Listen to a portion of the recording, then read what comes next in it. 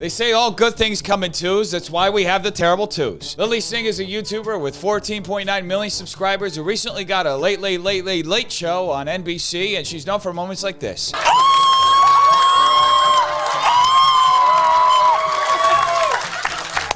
Don't worry, folks, there's a reason why there's no punchline in that joke. Lilly was briefly possessed, as was the audience. Anyway, there's been a lot of unfounded speculation that Lilly Singh's show would not be renewed for a second season. Many haters were thinking that the show would be just straight up canceled by NBC, which is slanderous when you think about it, because Lilly's show has been super highly rated by audiences with a 17% on Rotten Tomatoes and 1.7 stars on IMDb. Well, guess what, haters? Lilly's show got a second season, and she made the announcement in 3 separate videos, because as they say, death comes in threes, and Lilly's show made me dead inside. I'm still in quarantine and I don't have a crew. It was tough to shoot this video, it's just me and one dude, but I had to, because to be honest, I have news. I am so pumped for this video so far, because I can't wait for Lilly to show us why she shouldn't have her last name. So without further ado, I made this song for a reason.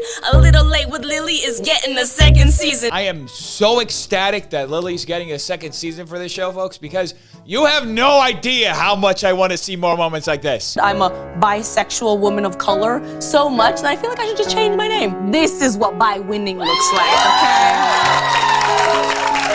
okay? Who knew getting a mansion would be the easiest thing on that list? It feels better when you're not wearing them.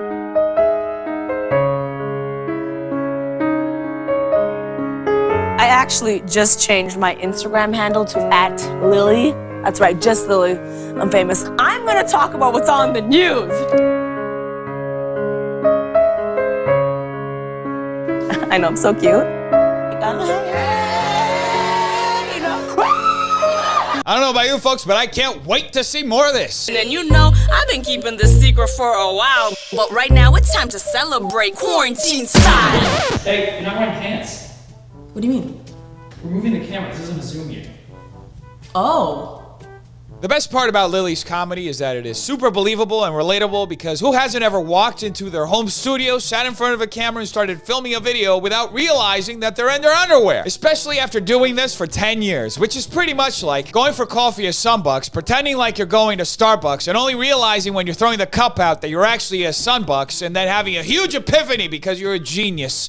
I gotta stay home, so we gon' throw a house party. Bust up my turntables and let's get this ish started. Don't you love how much Lilly is just like you and me? She has to use a literal rolling pin as her microphone because she doesn't have access to the equipment she was using just a minute ago in the video. I guess she forgot where she put her microphone when she went to look for her pants in her brand new 3-story, $4.1 million mansion. Shout outs to the people who always supported me. From my friends back home to my friends over at NBC, to my writers, my producers, and everyone in AV. Wait, something doesn't make sense here. As a fan of Lilly's show, I'm used to seeing jokes about how white men are a piece of human excrement, and yet she's thanking her executive producer at NBC for supporting her, and he's a white guy? And I'm counting 1, 2, 3, 4 white guys in this writer's room. Another white guy! What's going on? Another white guy, and he's old. That's literally the worst type of white guy. Another white guy, and he's wearing a cowboy hat. It doesn't get any whiter than that. And the guy's building her set. 1, 2, 3, 4, 5, 6 white guys. When's this gonna end? 2 more white guys? No! I'm appalled, confused, shocked. This is like a gut punch. How could Lilly turn her back on everything she said on the show? For some people, white people, seeing someone like me host a show is terrifying. I guess it's also terrifying for white America to watch a bisexual woman of color host a late night show, because the majority of people who worked on making the show happen were old white men. What has the world come to? I mean, one of the biggest fears of white America is that minorities are coming to take their jobs, you know what I mean? And honestly, we are. Well, I guess Lilly lied to us. Minorities aren't coming to take over white America, because 90% of her staff are old white men. I feel so betrayed. This used to be a boys club, but I'm knocking down the doors. Folks, it's okay to be confused why Lilly talks so much about inclusion but ends up hiring a crew of mostly old white men. It's because she's an expert at virtue signaling. Now let me hear you scream. Guys, that was your cue. Were you I know, I can't hear you. I think you're on mute. I think you're on mute. Oh, my bad, I was on mute. Okay, sorry. Okay, now, ready? Okay, let's go. This is the magic behind Lilly Singh's comedy. It is exquisitely unplanned, natural, and spontaneous, just like standing in line at the post office. Okay, now, ready? Okay, let's go. Now let me hear you scream.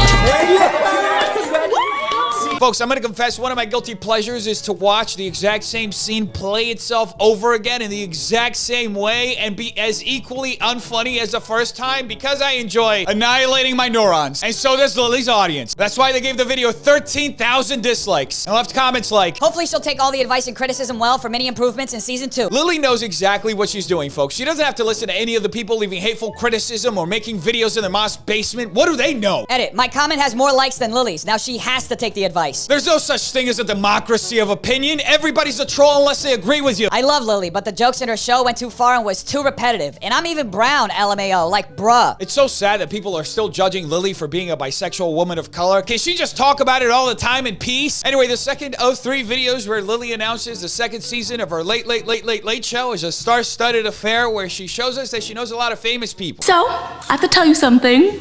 Guess what it is? You're gonna stop dressing like your parents, right? What are you, my therapist? Are you learning to code? You mean like JavaScript? No, I don't drink coffee. You getting married? No, Mom. You ate buffalo testicles. That is so rude of Rhett to guess that Lilly did something that was actually entertaining. Rhett, please. You ate llama testicles? I feel like you guys need to re-socialize. All right, fine. Yo, that is a sick roast from Lilly, and it's funny because in LA, the mayor extended the stay-at-home order for 3 more months, and we're dealing with it super well. You finally sorted out your daddy issues. I said this was an announcement, not a miracle. Finally destroyed that haunted painting? We promised we wouldn't talk about that. What about now, huh? You getting married? Folks, this video is so amazing and so hilarious that we're just gonna fast forward to the end when she actually makes her announcement. A Little Late with Lilly Singh is getting a second season. Oh, okay. And then you getting married? Oh my goodness, that was so funny. I want to watch the third one. Can we just get to the third one? Oh my God. If it's not funny the first time, try again. Yo, what's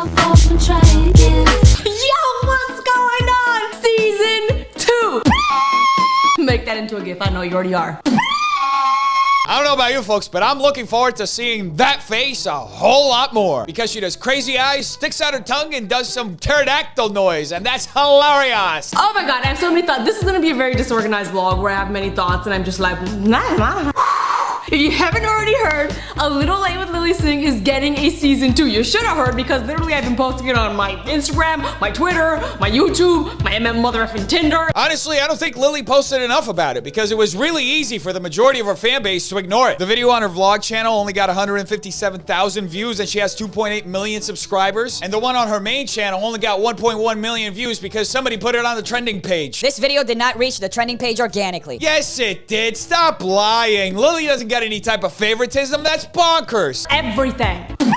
What the hell am I watching? One of the reasons why I absolutely love what Lilly's doing and I appreciate the fact that NBC decided to renew her show for a second season is that it reminds me that the bar is set really low. I thought I would talk to you honestly and genuinely about my late night show. No BS. The top line. I did season 1. We wrapped it in December of last year and I just got renewed for a season 2 that is going to be shot I don't know when. Quarantine life. Quarantine life. Did I do that well? Am I relatable to the kids now? I am so excited. I am beyond honored. Actually, you know what? No, I'm excited. I'm also very nervous. I'd be lying if I was like, oh, I'm just happy. No, I'm friggin' nervous. And I feel like puking all over again as if this is season 1. It's okay to get nervous, Lilly. Everybody gets nervous. Just hopefully it's not season 1 again. We shot 96 episodes in 3 months. And let me just candidly tell you what that was like. Very hard. Folks, people have to remember that Lilly has absolutely no training in stand-up comedy. She's used to filming videos in her bedroom and editing the funny into the videos, which, let's be honest, it's the only way to make yourself look funny if you're not. Anyway, in my experience doing stand-up for close to 7 years, Lilly's right. It's very, very, very, very hard, especially when you start off. You bomb a lot. I know a lot of people who bombed for literally years. So the question is NBC willing to wait a decade until Lilly Singh becomes funny? My team